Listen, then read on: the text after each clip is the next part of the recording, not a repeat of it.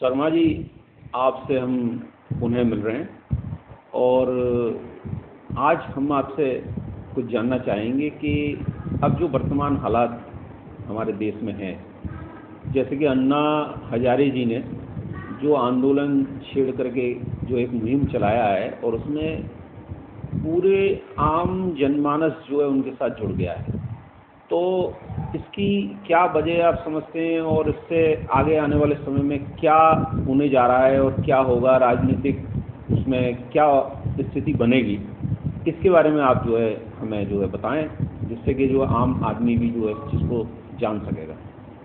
शर्मा जी, देखिए, मैंने आपसे पहले भी कहा था जब इसकी शुरुआत हुई थी, ये एक मुद्दा ऐसा है जिस पे पूरा देश इससे पीड़ित है।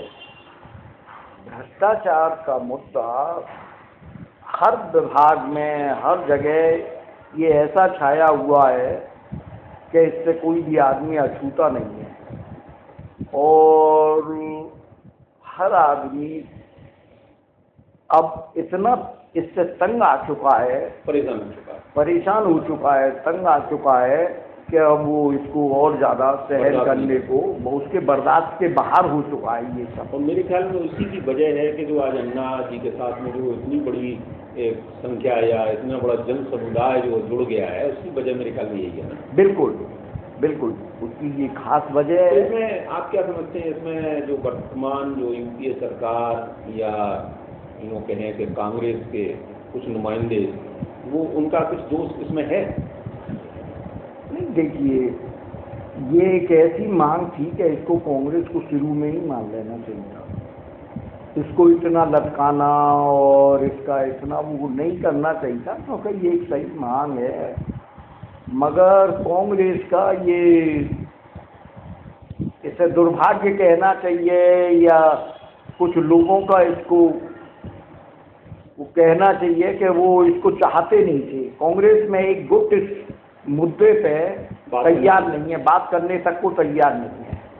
तो क्या आप ये समझते हैं कि जो कांग्रेस में कुछ जो मेन जो पार्ट अदा करते हैं उनको कुछ पहल करनी चाहिए?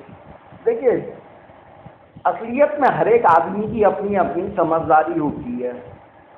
कांग्रेस में ऐसा नहीं है। कांग्रेस में इंदिरा गांधी के टाइम में कभी भी इस तरह के मुद्दों की अनदेखी नहीं की जाती थी।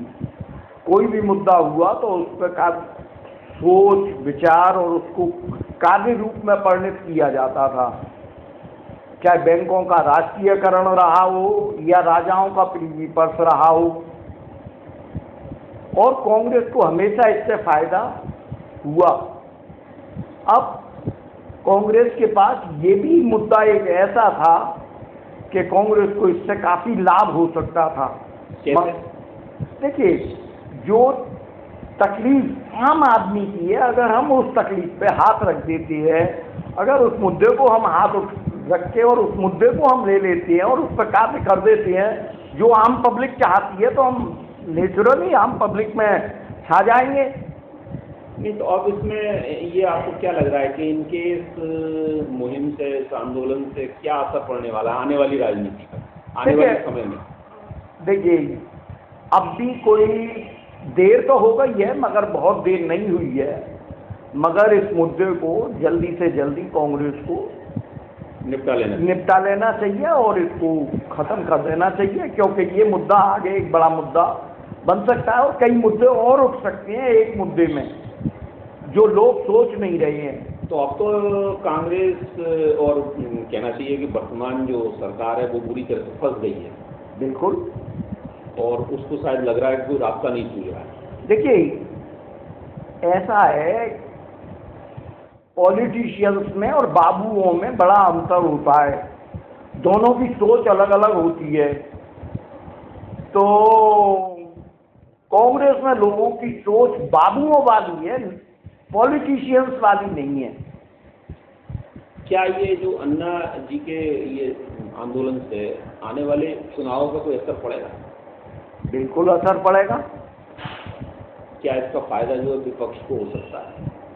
नहीं, विपक्ष को भी इतना फायदा, देखिए विपक्ष में ही कौन से एकदम ईमानदार बैठे हुए हैं, कौन नहीं जानता है। हाँ, सभी पार्टियों में करीब सब में ही है। स्थिति है। तो इससे इनके इनके आगे तो इनका यही है कि लोकपाल बिल जो है, जन लोकपाल बिल जो है, वो किसी तरीके से जो है पास हो जाए। बिल्कुल। तो जैसे कुछ राजनीतिक नेता ये कह रहे हैं कि सावा मन्ना जो है वो हठधर्मी पर आ गए हैं और वो जो है सरकार को जो है जबरन मनाना चाहते हैं। नहीं नहीं, ये आरोप बिल्कुल सही नहीं है। हठधर्मी, इसे हठधर्मी नहीं कहते। जो आम आदमी जो चाहता है, आप उसे हठधर्मी कैसे कह देंगे? जो लाखों आदमी जुड़ रहा है, लाखों आदमी आ रहा है, उसे आप हठधर्मी कह देंगे? तो ये क्या हठधर्मी है? ये भी एक बहुमत का ही वो माना जाए कि जो है जब एक तरीके से जो बिल्कुल सरकार के नुमाइंदे जो चुन करके आते हैं, जो पार्लियामेंट में पहुँचते हैं या विधानसभा में पहुँचते हैं, तो वो जो है चुन करके आते हैं, वो बहुमत के आधार पर चुनकर आते हैं। बिल्कुल आती। तो ये भी एक जनता का बहुमत ही है इस मुद्दे को लेकर। बिल्कुल, इसमें आप इसमें मत विभाजन करा दिया जाए। मगर एक चीज़ ये देखने में आई कि अन्ना जी के इस आंदोलन में उन्होंने सारे सरकारी विभागों और उनमें जो है भ्रष्टाचार के विभिन्न मुद्दों को उन्होंने उठाया, मगर कहीं इन्होंने जो है पुलिस के संबंध में कहीं कोई बात नहीं निकल के आती है। पुलिस के भ्रष्टाचार को या पुलिस में व्याप्त भ्रष्टाचार को वो शायद उसको उठाना नहीं चाहते, या उसकी वजह क्या हो सकती है? नहीं, ऐसा नहीं है। पुलिस क्या कोई प्रशासन से अलग थोड़ी आती है? पुलिस भी उसमें सम्मिलित है, जुडिशियरी भी उसमें। जब जुडिशियरी उसमें आ गई, प्राइम मिनिस्टर आ गया, तो पुलिस कहाँ रह गई? नहीं, तो क्या आप मानते हैं कि प्रधानमंत्री को इस दायरे में आना चाहिए? बिल्कुल, कोई हर्जा नहीं है। और न्यायपालिका भी न्यायपालिका को भी आना चाहिए। देखिए, आपका कभी कोर्ट से वास्ता पड़ा हो या नहीं पड़ा हो, आप कोर्ट में जाते हैं, पेशकार आपसे कोर्ट में घुसते ही पहले 20 रुपये लेता है और जज के सामने लेता है, जज देखता है। तो ये इसे आप भ्रष्टाचार कहेंगे, ईमानदारी कहेंगे? सही है। तो ये बताइएगा कि इस समय आपके पास में वर्तमान में कांग्रेस में कोई पद है आपके पास? नहीं, मेरे पास कोई पद नहीं है इस समय। पहले आप और किस पद पर रहे आप? मैंने आपको बताया था, मैं AICC में फील्ड कोऑर्डिनेटर रहा हूँ और प्रदेश कांग्रेस में कार्यक्रम क्रियान्वयन का चेयरमैन रहा हूँ। और मैं तो देखिए, कांग्रेस से मेरा तो परिवार कांग्रेस ही है और मैं 3 पीढ़ी से कांग्रेस से जुड़ा हूँ। मेरे परिवार में सभी पदाधिकारी भी रहे हैं और भी रहे हैं, मेरे से पहले भी रहे हैं।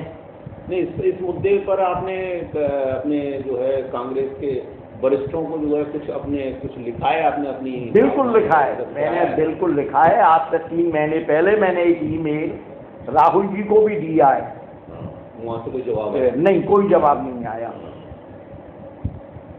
ठीक है सर, धन्यवाद आपका, बहुत बहुत धन्यवाद जो आपने ये आज खास एक मुलाकात में आपने एक महत्वपूर्ण बातों को जो है आपने बताया, इसके लिए बहुत बहुत धन्यवाद।